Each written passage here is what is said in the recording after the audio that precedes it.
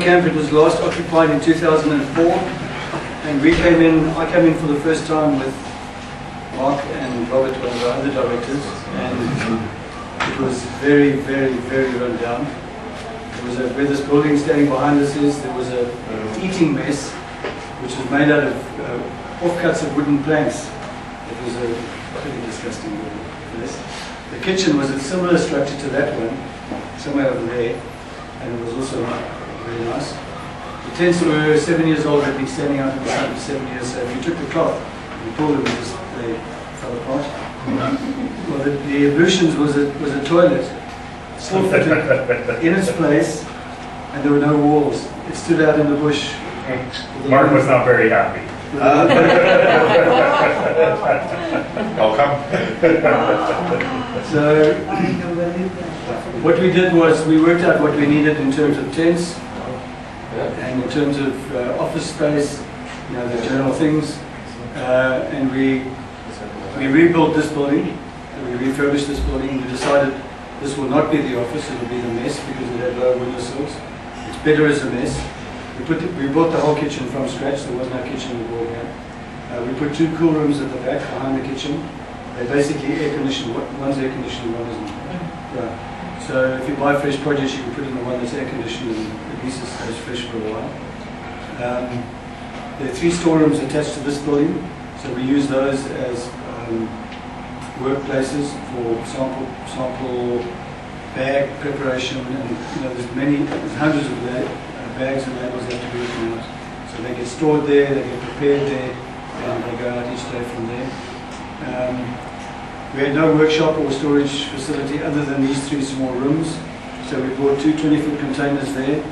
They now essentially storerooms. They will become a workshop when we have our own vehicles. Currently we're leasing our vehicles, renting them all. We repaired the generator house and put a new generator in it. That basically runs through the day. It goes off at 10 at night and comes back on at about 5 or 6 in the morning. We put in 2 solar geysers, solar water heaters. For those of you who know water heaters, I think the geysers are spout out of New Zealand volcanoes. We put in 2 20-foot container ablutions. Each have 2 showers, 2 toilets, and 2 wash and basins. And we will need more. The way the drilling's going and the number of people we'll have here, so I'm thinking of getting another 20-foot container with 3, because you actually can fit 3 quite comfortably there, and it'll be 3 individual units. We put in a few more tent blocks, and then we bought brand new tents. And we've got a mixture of what could be 2-man tents and 1-man tents. One is a cottage style tent, and the other is a dome style tent. And we furnished those with a bed, a small little sort of a covered bit similar to this bed. Yeah, like that. Each one of them has one of those. Each one has a little table, work table, and a director's chair. So if you want to sit in your tent and read or whatever, you've got a place to work, a table to put your laptop on. You'll see the office. We put in a satellite dish for satellite and internet communication. So we've got VoIP, and we can communicate with the world. When the new parts that have just come through our brand new VSAT to repair it. For some reason it's been giving trouble, so we have to do a bit of work on it. We put in 20,000 litres of water storage. That's right up at the back, obviously the high point, and a small pressure pump there. So if you open a tap, it's pressurised by the pump. Electricity. We wired the whole place. It wasn't wired, so we run cables everywhere, so there's electricity. Then right up in the top left corner, we'll spend some time this afternoon looking at core. We built a core shed, basically for core storage and core, working with the core, logging, cutting. We have 2 diamond cutters for the core. That's going to get small very quickly, so we will have to expand our core storage as we build up the meters. And we put in a fuel station, which isn't operating yet, but we've got 2,000 litres of fuel storage here with an electric pump and a meter.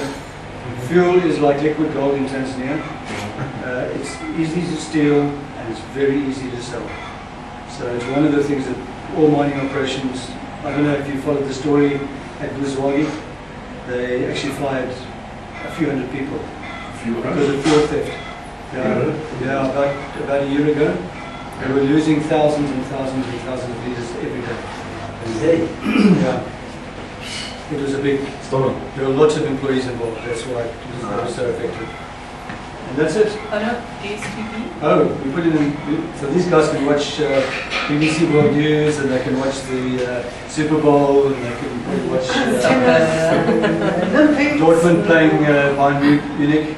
Every day, we watch. We have at the moment, we probably have 30 people staying in camp, in our camp. The drillers camp you saw on the road as we came in, there on the left there. We've got fridges and freezers, and we're ready to do a 90,000 meter drill program. And I think generally, if you ask Nadine and those that live in the camp, it's very comfortable. It's a nice environment with these trees.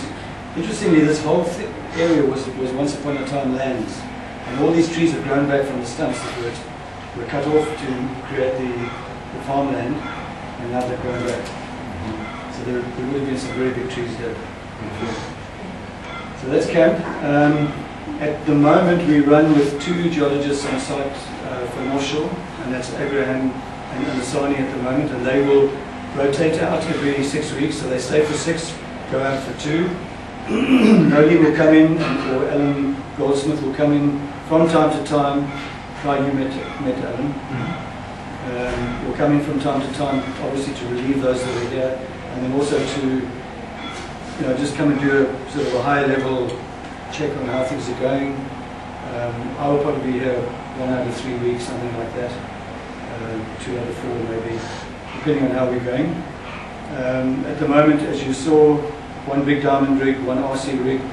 There's a small diamond rig running, which is not performing very well. So as of today, I've ordered another bigger diamond rig. We've got enough drilling to do that we can decide now we must really get it in. We've got an RC rig on the road, so at the very least we'll have 2 RC rigs and 2 diamond rigs running full time. And we can keep the small one busy. If its meters are low, we'll put it onto stuff that's not on a critical path for us, but it'll get meters and we'll get into sections.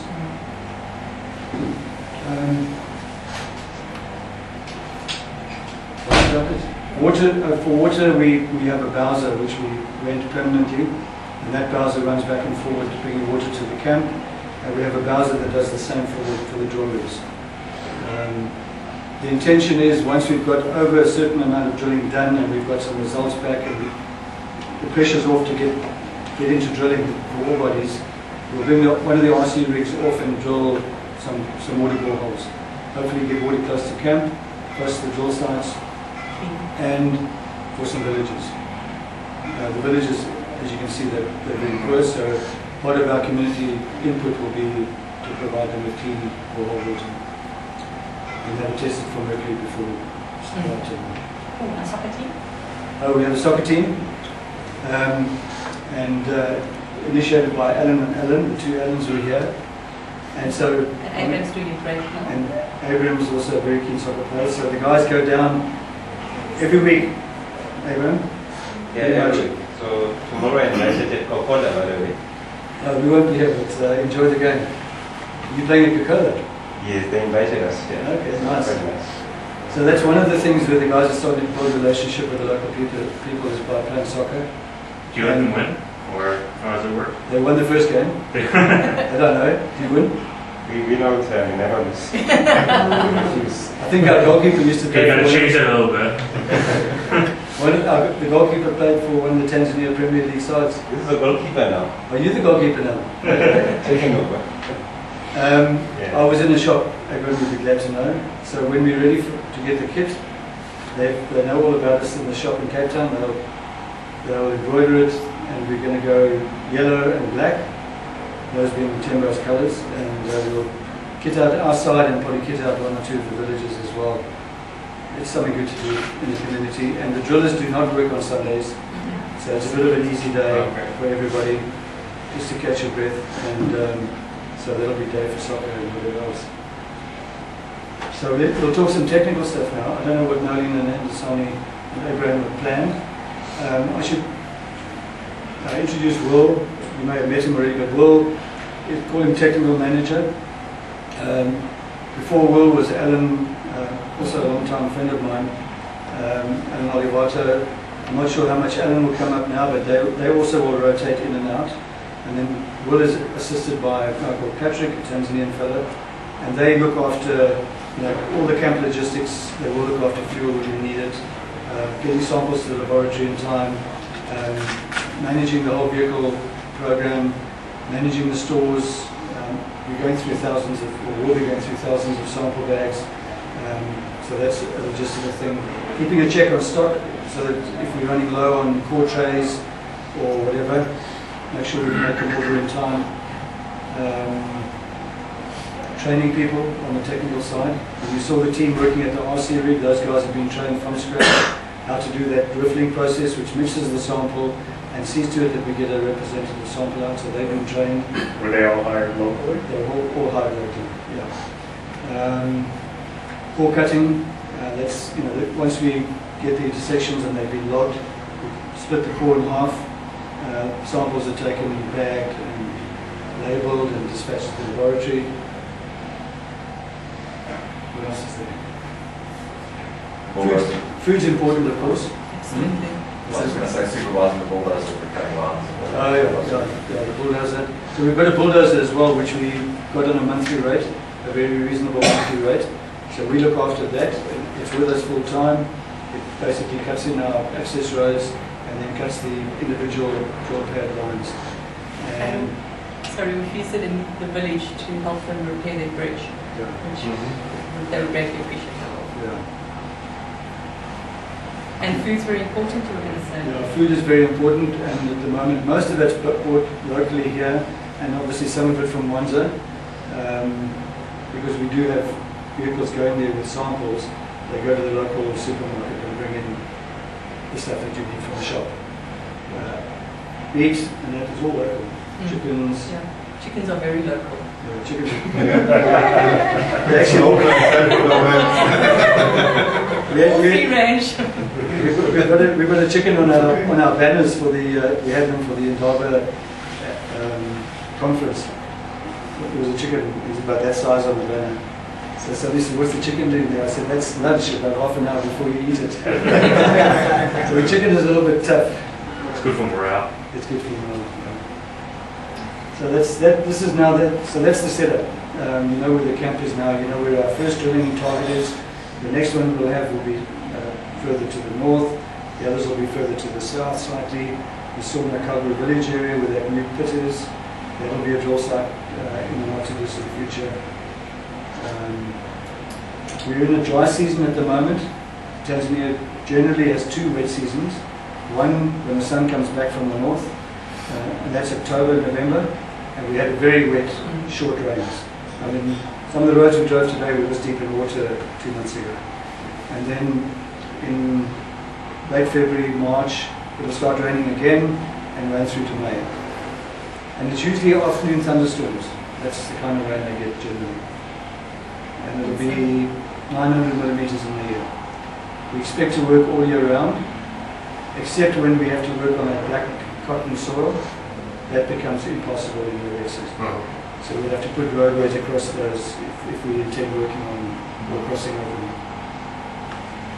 I think maybe we should just have an open discussion. If you have any questions, we can go through them. Yeah. And then we can either have lunch first and then have a look at the core, or we just eat in one. It might be an idea for 2 of us to hold that and just run through very quickly again, I think, how we got to our targets and what they consist of, just generally. I'll hold it. You can talk. But as we've discussed earlier, a lot of work has been done previously on these prospects. And the targets as we have them actually come from historical work. So the Bully tree end up here, Nyensi over here, Gute, the Nkagwe village and the Nkagwe East were all targeted previously by the Kota. Gute, however, wasn't. This is a new target for us.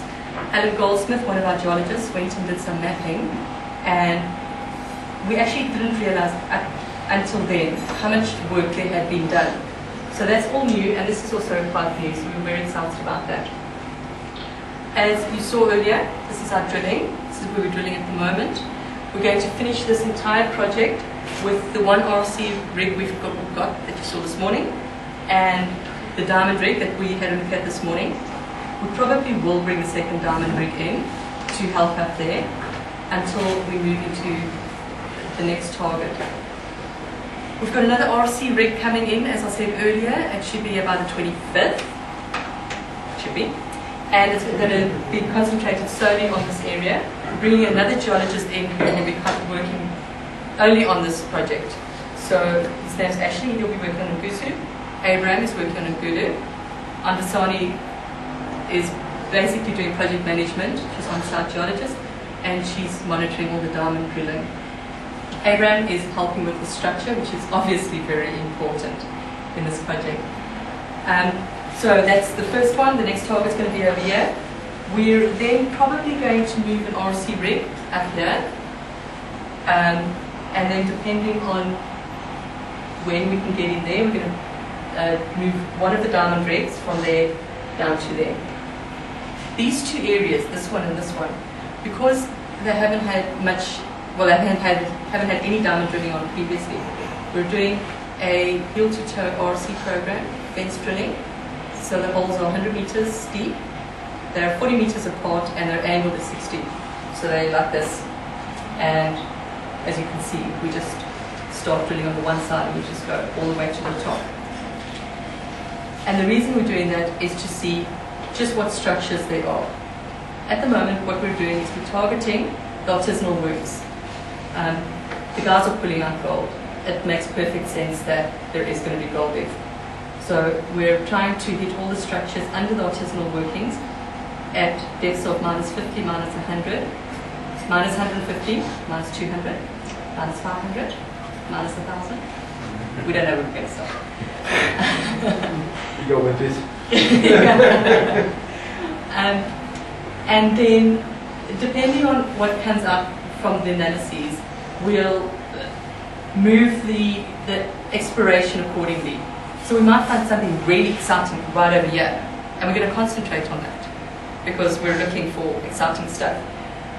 We might not, and then we'll move up and see, you know. So even though we've planned this program as it is with the different positions of the drilling, it's exploration. It moves. It's an organic thing. But anyhow, that's what we're planning at the moment. And we've got 6 months of drilling, RC and diamond up here, and 6 months down here. So we're pretty occupied for the next year.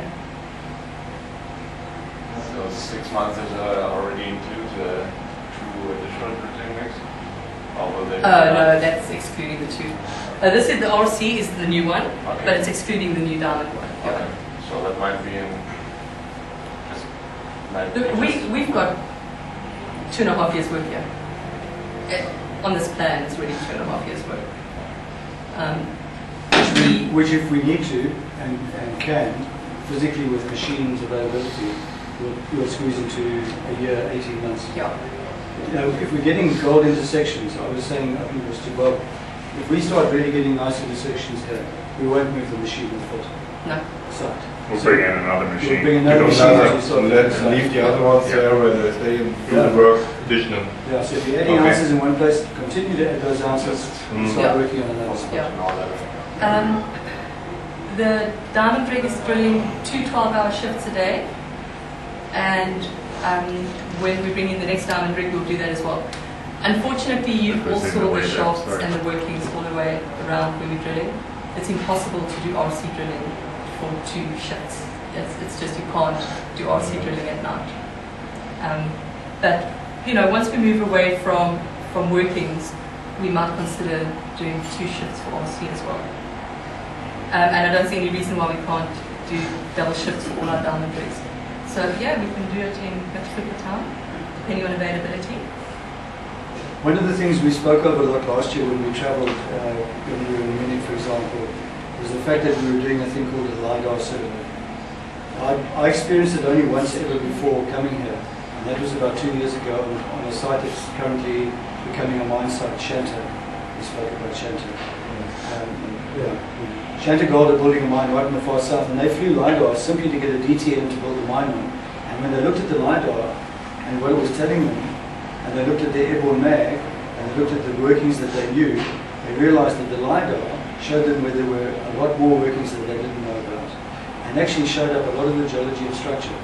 So from the outset, I think with that first budget of mine, a year ago, I put the first budget together, I said, you're going to fly a LiDAR survey. It was quite delayed, and we actually only managed to squeeze it in just before the rainy season, fortunately, because it works best when there's no foliage on the trees. And what it does is it basically shoots a ray down at the ground. When it gets a ground hit, obviously it comes back, and through that they measure the exact elevation of that point, relatively. It also takes this photograph, which is an ortho photo, so it's plan true, and it's very high resolution. And then their colleague at Mincorp, Alan Goldsmith, sat and meticulously put a point on every single hard rock shaft that he found. And he found 11,000 hard rock shafts within our boundary. You saw that this morning. I showed you those little dots. And there were, when you take all the hard rock shafts, for example, they stretch from there to there, and in Gute 2, you take all of those strike extent, coincidentally it was 11 kilometers. So there's 1,000 shafts per 9 kilometer that's been mined. And we know that some of those shafts go to 90 meters. I think most of them are probably around 30, and the average may be somewhere around about 40 average, if you take the deepest and everything together. And that's serious mining, and there must be quite serious gold in that stuff for them to do that. On the Sani, those 10 samples that I got the results of. Okay, and the Sani took 10 samples from Gute 2. How did you take them? I asked one of the artisanal workers to go down and collect and what seemed like a quartz vein or the mineralizer and submitted it to the lab. Okay, so they grabbed samples. So what are you mining? So you went down and bought what he was mining, 10 samples, and the lowest was 7.7, most of them were around 20-25 grams a ton. We ourselves got a geologist, a Tanzanian guy, to go down 32 shafts. He sampled, and I gave him instructions, but obviously he had no control on exactly what was done down there. I said, sample the full face of what they're mining, and let's see what they're mining. And they varied from 1 gram a ton to 54 grams a ton. And that was over a width of a face. So there's obviously some quite serious gold down there. And now we've just got to drill it. In terms of priority, it's actually quite difficult to prioritize these, because if you look at each one of these workings, apart from Bully and Yenzi, where there's very little working, the others all have 600, 500, 700 meters of mining on them, so they all have equal standing as far as I'm concerned in terms of drilling. But you've got to start somewhere, so we're starting in one spot and we'll work our way through. The only reason really this kind of gets onto the priority list at this stage is because this is the Bulyanhulu trend, where those workings are. And we have to drill that once and for all. Everybody sort of has ridden on that story for so long. We're going to test it, it'll have gold or it won't have gold on our ground. It doesn't have gold on the ground, well then we can forget that story and start talking about our own ore bodies. The Yenzi is quite important. We actually flew right over there today. We had a very nice view of the Yenzi. That's about 600 meters long, artisanal workings. It's deeply buried. You can see it's very close to the Mbuga, which is deep, and this is all covered anyway. There's no geology that you see. And if they're mining 600 meters of shafts there must be some good stuff. So it's a very, very exciting drill program. We have no results yet. Yes. But we're within a day or two. Yeah. What's your budget for this year? Budget for the full program, Yeah. as you see it for the year, if we drill 90,000 meters, is 22 million. So we need to raise more money after you complete. We obviously we can turn the tap on or close the tap off. If we're getting good results, obviously you can go and get more money. Money won't be an issue. Results will drive how big the program gets. Just out of interest, Bulyanhulu mine, the drilling started there in 1988 with the government. And then Outokumpu drilled some holes, and then Southern Resources, then Placidone drilled some holes, and then got it to about 2 million ounces, I think. Placidone. And then Sutton took it over and extended that to 8 million, of which about 3.5 was indicated and the balance inferred, and that's when Barrick bought Sutton. Barrick then drilled, I was on the mine at the time, 18 months, 107, I think it was 175,000 meters of diamond drilling. It cost $54 million. It was expensive drilling because they drilled down to 2.3 kilometers. And I don't think they had more than that many holes that didn't go through all. John Kapusta, who was managing that program, would walk into the office and say, I added 250,000 ounces to the resource today, one intersection. The grade was so consistent, the grades were so good, you could just roughly calculate that's 250,000 ounces into the resource.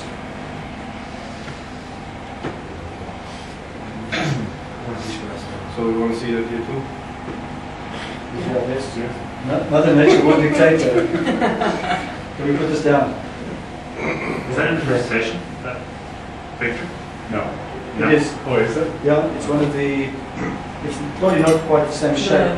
It might be cut off here and cut off there, but it covers that area. Okay, cool.